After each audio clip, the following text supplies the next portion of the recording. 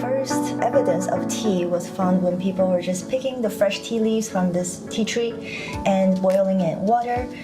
They were serving it as a medicinal drink. So there are some writings about it in TCM, traditional Chinese medicine, but even like before that, people were using it to detoxify their organs, to increase energy, increase concentration, to serve as a digestive aid. That's why we always drink it after mealtime. Right. Wabi-sabi, in its fullest expression, is a way of life. At the very least, is a particular type of beauty.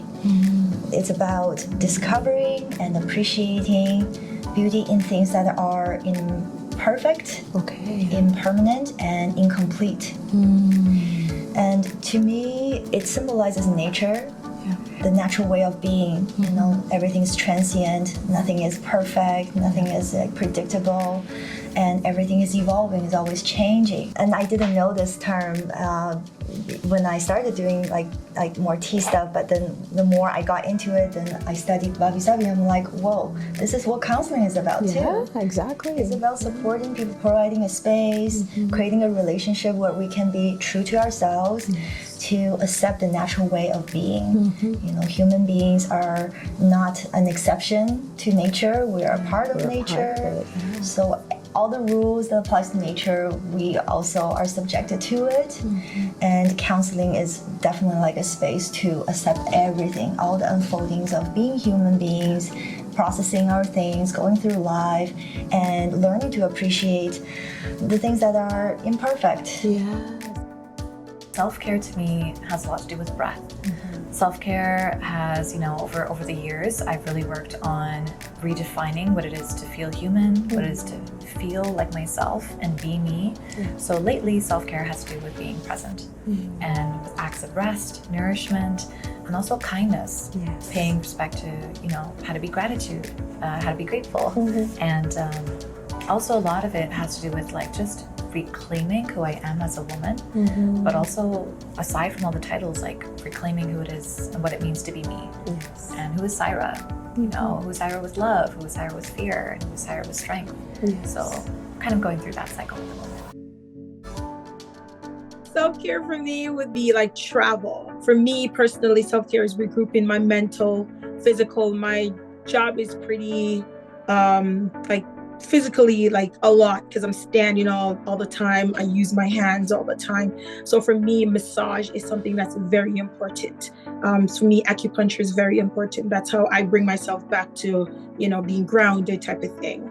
When I find I'm too tense, to me, I just normally like to get up and travel, go somewhere. That's how that's how I clear my mind. I've heard people say they can do staycation, but I can never do a staycation because once I'm home, there's so many things to be done, right? You tend to see what needs to be done. So for me personally, my, how I care and how I bring myself back, my self-care is when I'm away from the environment in the space. I remember in hair school, my teacher, one thing I took away from her when she goes, if you have a client and you know her personality, because typically how you wear your hair kind of zones in with, your personal type.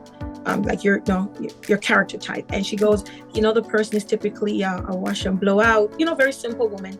And one day she just shows up, want red hair. Do not give it to her. Do not give it to her. Find a way to calm her down, talk her out of it, try to do something similar to what she normally does, and then give her a few weeks. If she insists on wanting the red hair or a drastic cut, then you can go ahead because you've had enough time to say, she's had enough time to think about it. Because a lot of times, even my clients, sometimes they show up and they're like, oh, I just shaved my head. And I'm like, shave your head for what? So even when people have not, they're going through whatever transition, they're going through turmoil, I find people, the first thing they do is their hair. The hair is the go-to because hair also speaks volume as to how someone is feeling. Whether they shave it, they want to be free, they want a new start. Hair is what women typically go to. So I know that hair care and self-care go hand in hand. Self-care is healthcare. Self-care is just all the habits and behaviors that promote your health. right? It's understanding managing illnesses. It's understanding when to pause, when to take a break. It's understanding when to speed up. It's just understanding even just how to care for yourself. So cooking is self-care as much as people don't realize.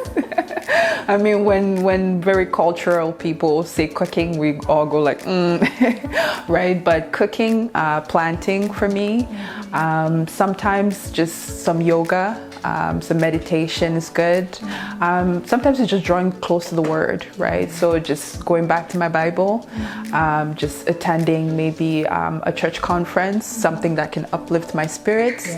Sometimes it's just turning into a prayer line, right? So there are different activities. Sometimes I go for swimming, right? Just to get my body moving, get out there, get my lungs filled. Sometimes it could be a run, right? Maybe I'm just stressed out and I just need to get out there and go for a quick run. But yeah, those are some of the activities that I use.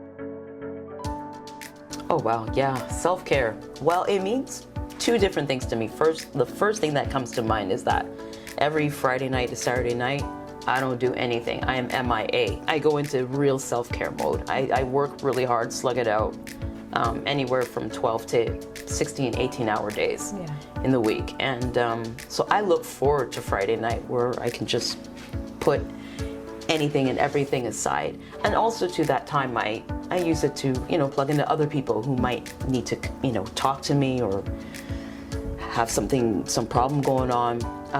Sometimes I've helped out in the soup kitchen, stuff like that. So it's a time where it's not about self.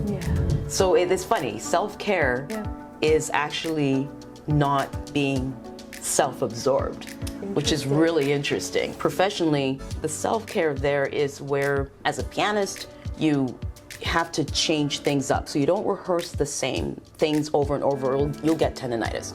You'll actually kill your hands. So you have to practice it, and then your hands reach a stage where they're like, stop! And so you switch it up. You either get up and you leave, or you switch it up, you start playing something different. Vocally similar. I can sing straight for 3.5 to 4 hours, no problem. But it's a lot of energy that's coming out of your body. So, there are days where the rehearsal is just going through the lyrics, going through the lip trills, like just lip trills. And then other times you're hitting it hard, hitting certain spots, just keeping, I call it keeping everything cruising at 10,000 feet. Most times when persons hear of self-care, they think mental health only. Well, self-care is so much more than mental health.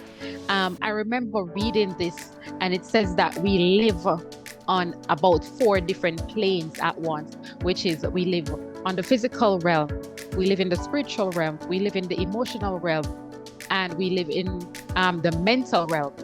And so in all of those spaces that we live at one time, because we can't separate our spiritual life from our emotional life, from our physical, from our mental, it's all interconnected.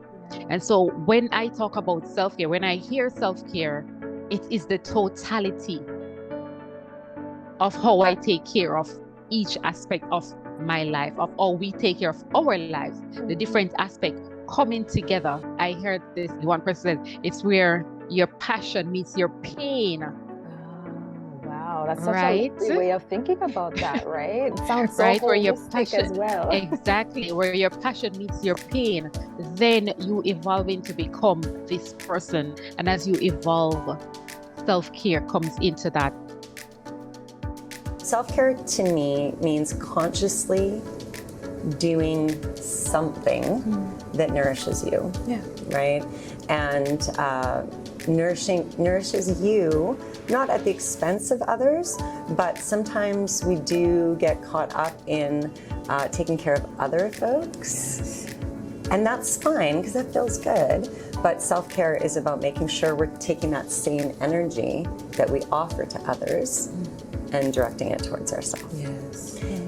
And doing it with intention, and having the opportunity as well to kind of take time each day to assess what that self-care needs to be for you, because it can be different moment to moment, it can be different day to day, So even just taking the time to think about, what do I need today or what do I need in this moment can be self-care on its own. So it doesn't mean going to the spa or, those things are lovely, but it doesn't mean those great big things that sometimes people equate with self-care. It can just be tuning in for a minute.